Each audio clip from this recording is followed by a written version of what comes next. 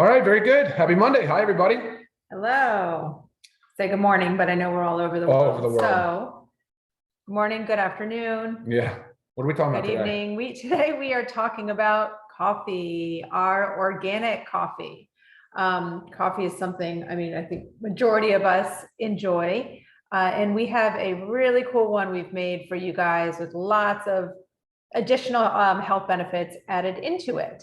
Ryan's going to go into a little bit of the statistics. Sure. About coffee drinkers. Yeah, there's a lot of us for sure. No wonder why it's so widely celebrated. About 150 million just in our country, in America. I mean, worldwide, billions of people. This is drinking at least one cup of coffee a day. 150 million people. That's over half the U.S. population.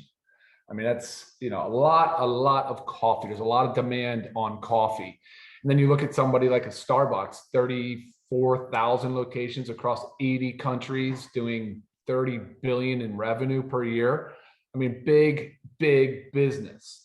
When you look at like an organic, like a Starbucks coffee, I mean, you're charging an average cup of coffee about $2.75 or something like that. And that's just one cup. That's the very low end. Yeah, that's on the low end. Because most people get, the fancier version. Yeah, and about 80% of us, though, of even just that 150 million, 80% are brewing at least one cup at home, right? So Starbucks is doing good business even with that many people still brewing at home. So let's talk a little bit about why coffee is not to be celebrated in a lot of ways. There's a lot of problems, right, with coffee. Do you want to sort of kick that off? Sure. So first off, coffee is one of the most chemically treated plants. I mean, that's pretty crazy. So if you think about if you're buying, so let's think about ours is organic, but if you're buying a non-organic coffee, the beans are sprayed with pesticides, herbicides, fungicides. All these are cancer causing, they damage the reproductive system, the nervous system. So that's one major benefit of our coffee is the fact that we have this USDA certified organic. Now let's just circle a little bit back to the Starbucks, because when we did a rest stop there the other day on our road trip just so I could use the restroom. And I happened to just look over at the menu. I was like, I wonder if they even have an organic coffee. And I didn't see one organic coffee on their menu.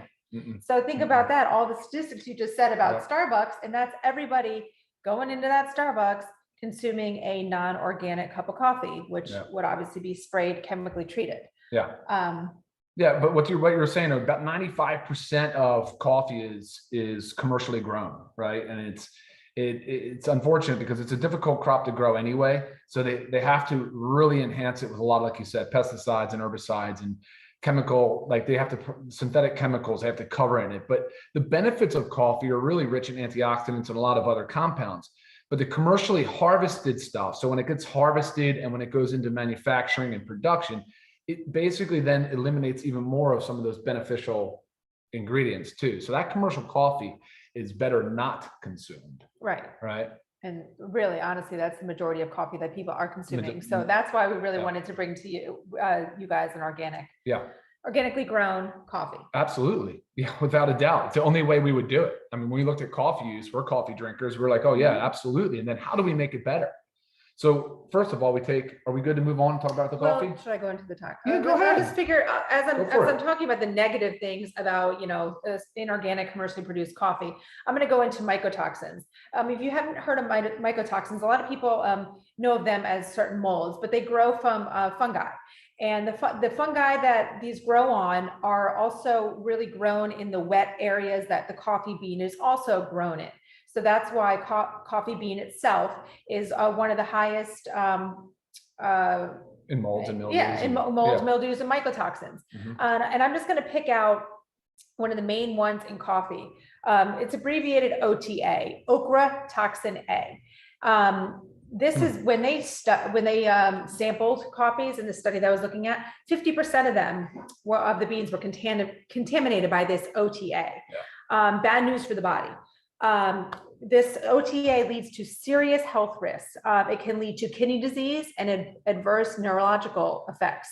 Just really overall, it just hurts the body and causes disease. And we are exposed to mycotoxins on a regular basis. So we have, just like we're exposed to other toxins, so we have to work even harder to control what we can control. And what can we control? We can make sure that every time we're drinking a cup of joe, we are drinking an organic LiveGood cup of coffee. I don't know. So I'm big Yeah. into the mycotoxins. No, I know no, Ryan that's knows that it hits home for me a lot. So of course. Yeah, no, of course. And that's just more of the reasons why when we focus on the coffee, we say we're going to do a single source coffee, which means it comes from one farm. Mhm. It's an Arabica coffee. It's 100% USDA certified organic.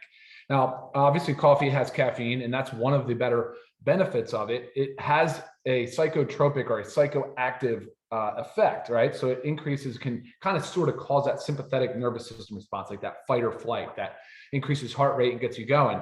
So for a lot of people, and I just saw a question come in, I'm sensitive to caffeine. Can I drink your coffee? Well, that's a tough question. It's a yes and a no.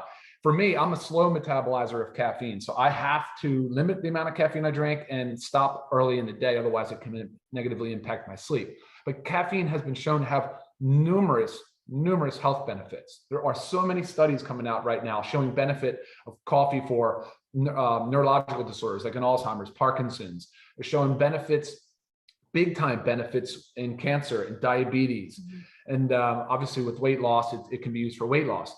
Now the trick though, and this is one of the reasons why we enhance this coffee though. So you got to watch your caffeine intake if you're sensitive, but because it sort of causes that fight or flight response, most people think it immediately raises blood pressure, and it can do that really quick in the short term. But they've shown now 2 to 3, up to 5 cups of coffee per day can actually have a beneficial effect on your cardiovascular health, can actually lower blood pressure. The study is inconclusive. However, it did show and it did demonstrate benefits for heart health. So I thought that was really important. So we talked about how we enhance the coffee. And I just want to jump quickly into the adaptogenic mushrooms. And I wanted to kind of highlight a couple of them and how they help. So the adaptogenic mushrooms are the 6, and this goes back, so we just had a presentation on the organic super greens where we talked about Ayurvedic medicine. It's been practiced for 6 centuries in India. Well, these mushrooms have been used in ancient Chinese medicine. They're still used today, as well as they're used in Ayurvedic medicine as well. But the mushrooms that we have in here are considered adaptogenic mushrooms. It's 1 gram of combination of reishi, shiitake, cordyceps, king trumpet, lion's tail, and turkey tail, and lion's mane and turkey tail. Now that combination of mushrooms are considered what they call adaptogenic. So that'll help your body adapt to both physical and mental stress. So, and that's been beneficial. It's been shown to be beneficial, especially with balancing out that caffeine question. So if you are sensitive to caffeine, you can start with just a little, maybe a half of a cup, but try it and see, because I think the mushrooms do a really good job of balancing out that fight or flight, that sympathetic nervous system response. Right. You know, and just the healing power of mushrooms. Oh my gosh. I mean, major stuff, especially the cordyceps and of course the reishi. So cordyceps have been studied extensively too. A lot of data on the cordyceps mushroom. And then the reishi, the genus is Ganoderma. So when you hear people reference Gana mushrooms, the reishi is a Gana mushroom. Yes, I actually had a couple emails. Are we ever going to have a Gana mushroom product? I said, well, we do. It's actually the reishi. Yeah, we did. So, which was awesome. I know they're very happy to hear that. Yeah, absolutely. All right, Lisa, any more on the mushroom conversation? And because there's a few more things we're going to talk about, but I want to make sure we answer everybody's questions too. No more on the mushrooms. All right, good deal. And again, it'd be the fact that our coffee is USDA organic, like the whole coffee itself, not just the coffee bean. This is also organic mushrooms. Every ingredient in our coffee is organic. That's right. Yeah, and you might think like, mushrooms, like the flavor, the taste. No, not at all. It's actually a very nice. I mean, you can really get the essence of the coffee bean in the coffee drink. So no, it's good. All right, and then let's talk about what else we've added. So the mushrooms, the 6 adaptogenic mushrooms, is 1,000 milligrams of those mushrooms in the coffee. All right, and then we added maca. And maca is an interesting one. Oh, by the way, the mushrooms come from the fruiting bodies. I meant to say that because so many people ask questions about that. I meant to put it on the website too. Fruiting body, and which is preferred. That's what you want from the mushrooms. All right. So next up is maca. So you may have heard of maca. It's the root of maca. It is not a hormone, but it has been touted and reported to have a lot of beneficial effects on the endocrine system. So the endocrine system is what regulates all of our hormones in our blood. And there's a lot of hormones in our body, but maca has been shown to be very, very beneficial in managing and regulating our hormones, which is really important. I I know maca is involved in a lot of supplements for sexual health as well as testosterone. But all the reports I've shown has been beneficial for really the complex of hormones. Yeah. I mean, we've actually been taking maca for many years. So it's just great to have now an addition into the coffee so we don't have to take a single supplement of maca. It's already in there. Yeah, absolutely. All right, and then what else? We want to talk about green tea. So the next thing that we added to is green tea. And we looked at, we said, okay, the benefits of caffeine of the coffee bean they're just so rich in phytonutrients, flavonoids, which are antioxidants. There's a lot of benefit inside the nutrients of the coffee bean. That's why when you go with these commercially harvested, commercially produced coffees, there's not nearly as much of the beneficial antioxidants as there is in some of the cleaner single source coffees, like this one, like the LiveGood organic coffee. So we wanted to enhance the coffee a little further, and we looked at green tea. So we said, well, green tea is super high in catechins, and I know that's been a question, like the catechin concentration. Catechins they're a flavonoid. They are an antioxidant.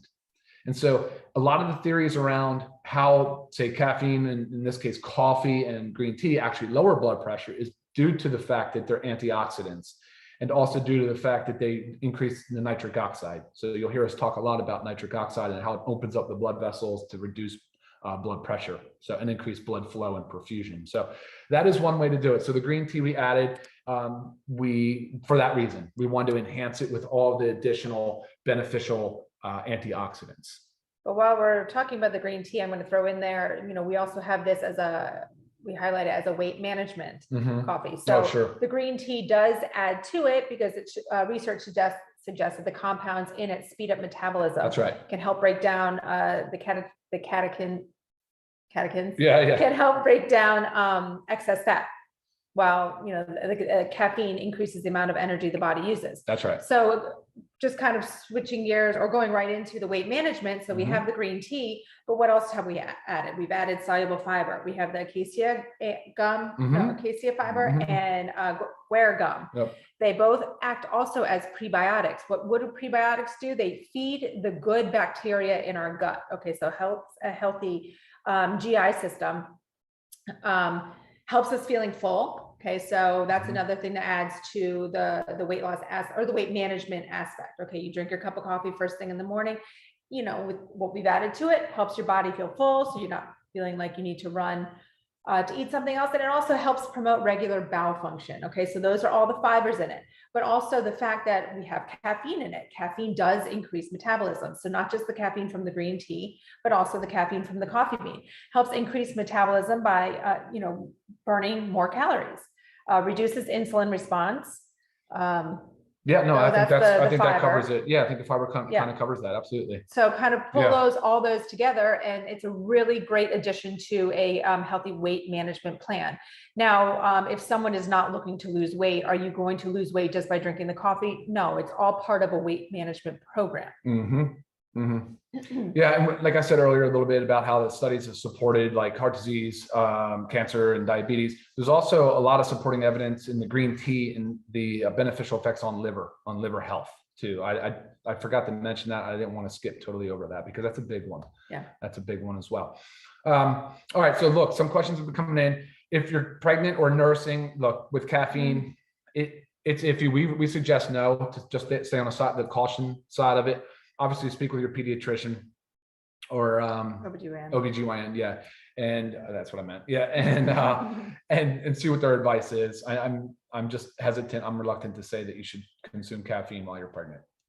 You said was this a sensitive one? Yeah, we commented on the sensitivity to caffeine. Yeah, we get a lot of great testimonials, a lot of feedback with the coffee that a regular cup of coffee will make somebody jittery, kind of upsets their stomach, makes their heart race, but they're having no response like that to our coffee. So like Ryan said earlier, try it, start low. You can always, and this coffee is ready made. So you can actually, it's simple. Oh, there we go. All right. It's simple to make. Hot or cold water and 1 scoop, drop it in, mix it real well. And you'll find that it's ready to go. It's ready to drink. So easy. That's one of the benefits of this. No brewing necessary. We did that work for you. Okay. Absolutely. Just start up and voila. Like you said, hot, cold, while right now you're talking about other ways that you drink it. Yeah. I actually enjoy putting a scoop of it in with my protein powder, with the LiveGood complete plant-based protein powder. Oh, I yeah, add it nice. to my protein shake every single morning when I get home from the gym. I absolutely love it.